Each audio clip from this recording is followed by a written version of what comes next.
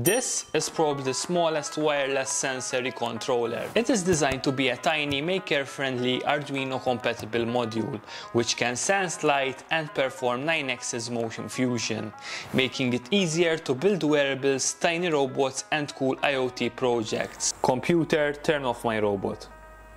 Okay.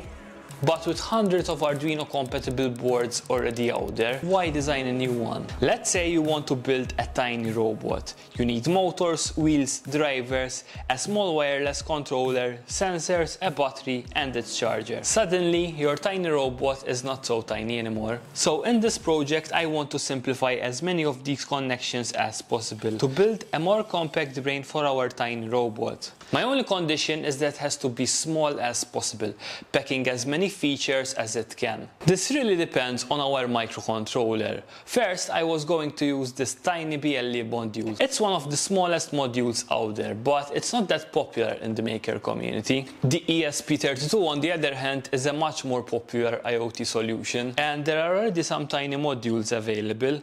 This is probably one of the smallest ESP32 modules that exist on the market, which is called the ESP32 Yhello. So something this size is feasible. But the only thing that I don't like about this is that it has an external antenna. This is not going anywhere, but I prefer to have the antenna as solid state, directly integrated inside the PCB. There are various families and series available, but I decided to go with the C3, which has an onboard antenna that is FCC certified. Having an on-chip antenna would probably make our board a bit smaller, but it would be too expensive to certify as a development board, so this tiny module seemed like the best option. This supports both BLE and Wi-Fi and works with the Arduino framework. It can also be programmed directly through the USB data lines without the need of extra chips. Some modules also include a switch to get the ESP into boot mode in case it freezes, but honestly that rarely happens, so to save space we're not going to add the switch. In case that happens, you can always reset the power or make a physical short between ground and the boot pin. The GPIOs took a bit of space, but it was important to use standard pitch connectors. This makes the board compatible with other sensors, modules and headers,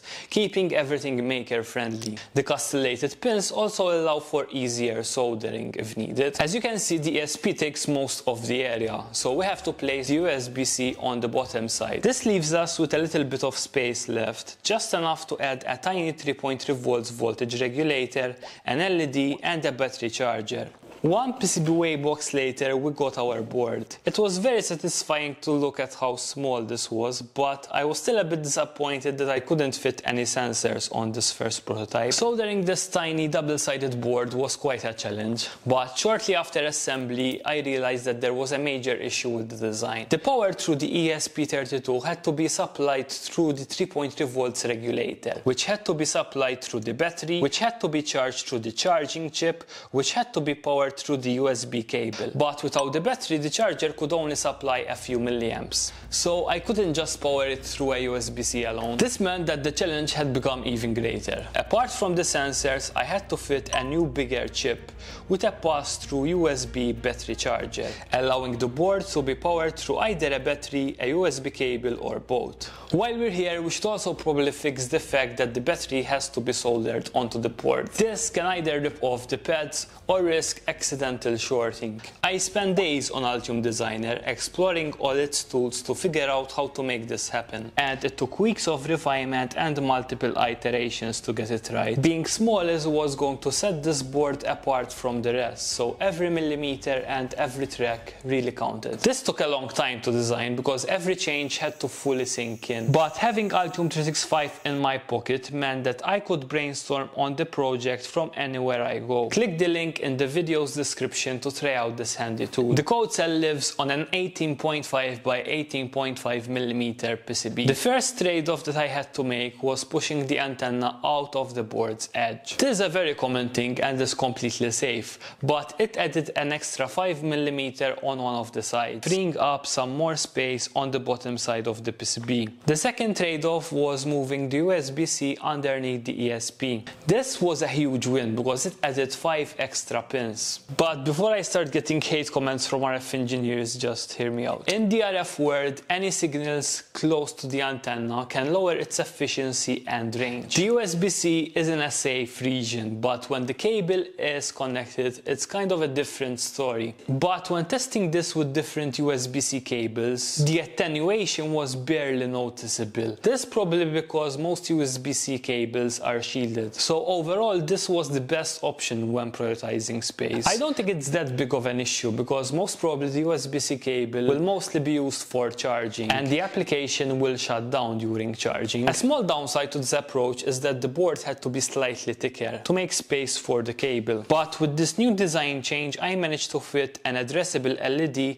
a 3.3 volts regulator, the new charging chip, a battery connector, and 200 microfarad bulk capacitors. These were the largest capacitors I could fit in the space, and from testing they were enough to supply DC motors, PCB motors, actuators, and the 945 LEDs mounted on my spherical display. On the bottom side we have the ESP32C3, a light sensor and a motion sensor. To simplify how these devices are configured and talk to each other, we developed an easy-to-use Arduino library, which can get you started with a few lines of code. This is supported by multiple examples and tutorials on our website. The onboard infrared light sensor lets you play around with depth gestures, auto-dimming, and proximity detection.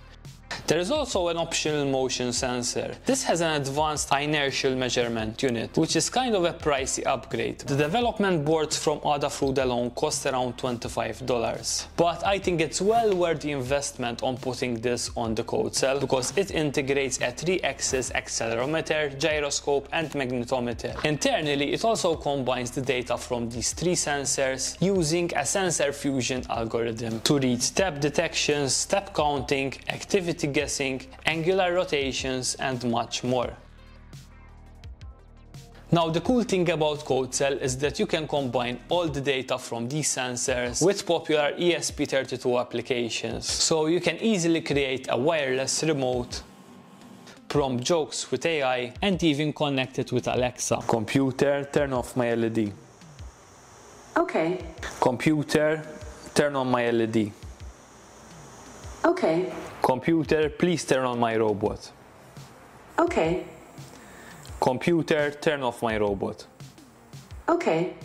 I'm super proud with how this project turned out, and I'm personally using it to build smaller and smaller robots.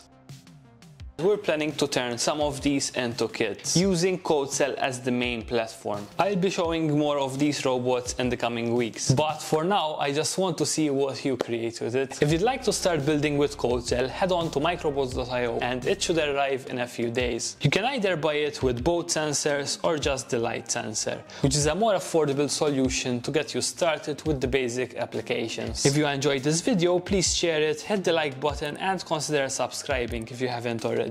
Huge thank you to all my Patreons for supporting my work.